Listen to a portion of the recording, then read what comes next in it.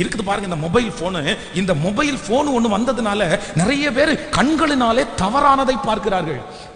அடுத்தவர்களுடைய நிர்வாணங்களை தங்களுடைய கண்களிலே பார்க்கிற யாராயிருந்தாலும் சரி, நான் சொல்லுகிறேன், உங்களுடைய வாழ்க்கையிலே ஆசீர்வாத குறைவு ஏற்பட்டு விடும். உங்க கண்களை கெடுத்துறாதீங்க. இன்னொருத்தருடைய அழக நம்முடைய கண்களினாலே இச்சிக்கவே கூடாது. தாவீது ஆண்டவருடைய இருதயத்திற்கு ஏற்ற தாசன். கர்த்தர் அரசனாக கர்த்தர் மாற்றினார். அவனுக்கு எல்லா ஆசீர்வாதத்தையும் கர்த்தர் கொடுத்தார். அவன் கேட்கிறது எல்லாம் நடந்துருச்சு. ஆனா ஒரே ஒரு நாள் பாத்தீங்க அப்படின்னா, ஜன்னல் வழியாய் பார்க்கிறான். ஒரு ஸ்திரீ ஸ்நானம் பண்ணிட்டு இருக்காங்க. அந்த ஸ்திரீயை பார்த்த உடனே தன்னுடைய கண்களுடைய இச்சையினால விழுகிறான்.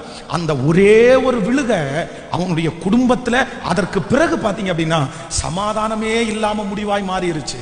அவனுடைய பிள்ளைகள் நிறைய பேர் தன்னுடைய சரீர இச்சையினாலே மரணத்தை எதிர்நோக்கினார்கள். இதுக்கு எல்லாத்துக்கும் காரணம் என்ன அப்படின்னு சொன்னா, தன்னுடைய கண்களினால அவன் ஒரு இச்சைக்கு ஒப்பு கொடுத்ததுதான் அவனுடைய வாழ்க்கையினுடைய தோல்வி.